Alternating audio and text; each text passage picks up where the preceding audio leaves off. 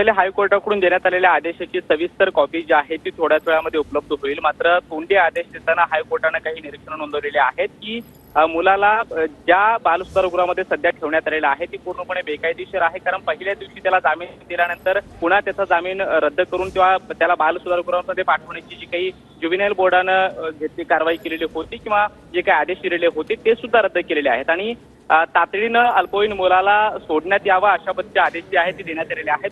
तर महत्वाचा मुद्दा असा होता केला की अल्पवयीन आरोपीची आई त्याचबरोबर वडील आणि आजोबा हे तिघेही सध्या न्यायालयीन कोठडीमध्ये आहेत। वेगवेगळ्या गुन्ह्यामध्ये त्यांना अटक झालेली आहे। त्यामुळे त्याच्या सुरक्षेचा प्रश्न सुद्धा पोलिसांनी उपस्थित केलेला होता की त्याच्या जीवाला धोका निर्माण होऊ शकतो, त्याला समाजामध्ये वावरताना त्याच्या जीविताला धोका निर्माण होऊ शकतो आणि त्यामुळेच त्याला बालसुधारगृहामध्ये ठेवण्यात यावं। मात्र हायकोर्टाने हे ऐकून घेतल्यानंतर त्याला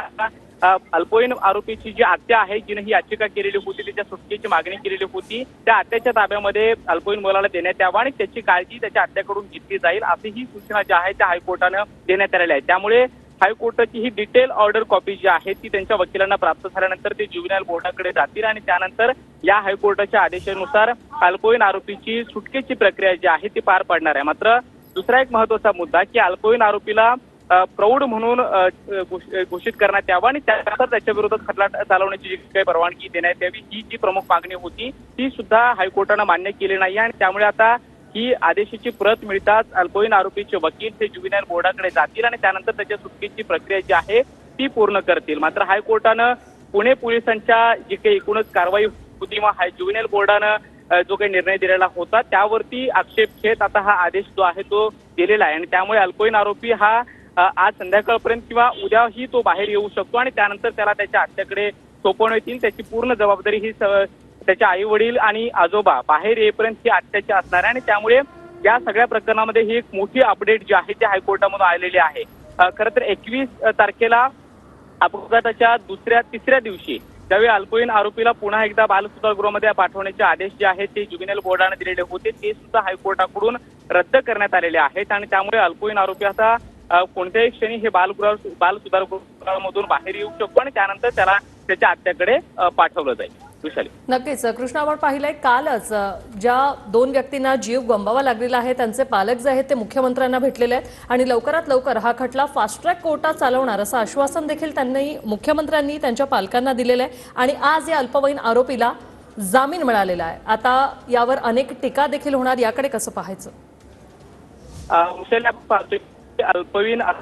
ही सुटकेची याचिका आहे त्या आत्याकडून काही दिवसापूर्वी करण्यात आलेली होती। मात्र काल मुख्यमंत्र्यांची या सगळ्या प्रकरणामध्ये या अपघातामध्ये मृत झालेले जे दोन तरुणी होते त्यांच्या मातापितांनी जरी मुख्यमंत्र्यांची भेट घेतलेली असली तरी मात्र सरकार म्हणून किंवा पोलिसांची तपासाची बाजू म्हणून जे करणं अपेक्षित आहे ते पोलीस येत्या काळामध्ये या प्रकरणामध्ये करतील। मात्र दुसरीकडे कोर्टाची जी काही प्रक्रिया होती ती मागच्या काही दिवसापासून प्रलंबित होती। पहिल्यांदा ही याचिका दाखल केल्यानंतर पुणे पोलिसांची बाजू सुद्धा हायकोर्टानं ऐकली, त्याचबरोबर अल्पवयीन आरोपीचे जे काही वकील आहेत त्यांचा सुद्धा युक्तिवाद ऐकला आणि दोन्ही बाजूचे युक्तिवाद ऐकल्यानंतर कुठेतरी ज्युव्हेनाइल बोर्डाचे जे काही नियम आहेत किंवा जे काही कायदे आहेत त्या अनुषंगानं हायकोर्टाने या सगळ्या प्रकरणामध्ये लक्ष घातलेलं होतं, विचार केलेला होता आणि त्यानंतर बाजूला ठेवून पुन्हा एकदा त्या अल्पवयीन आरोपीला जे बालसुधारगृहामध्ये पाठवण्याचे आदेश ज्युव्हेनाइल बोर्डाने दिलेले होते ते पूर्णपणे आता रद्द करण्यात आलेले आहेत। म्हणजे पहिल्या दिवशी जामीन देतानाची जी काही प्रक्रिया ज्युव्हेनाइल बोर्डाने पार पाडलेली होती किंवा जी ती कुठेतरी योग्य आहे असं हायकोर्टाच्या आदेशानुसार सध्या तरी दिसतं आहे आणि त्यामुळे अल्पवयीन आरोपीला सध्या त्याचं वय पाहता अल्पवयीन म्हणूनच ट्रीट करण्यात येईल असं आहे। मात्र दुसरी एक महत्वाची मागणी जी आहे की म्हणून त्याच्यावरती खटला चालवण्याची जी काही परवानगी पुणे पोलिसांनी मागितलेली होती त्यावरती कुठलाही निर्णय अद्याप तरी आलेला नाहीये। मात्र येत्या काळामध्ये जी प्रोसिडिंग आहे त्यानुसार ज्युव्हेनाइल बोर्डाकडे पुणे पोलीस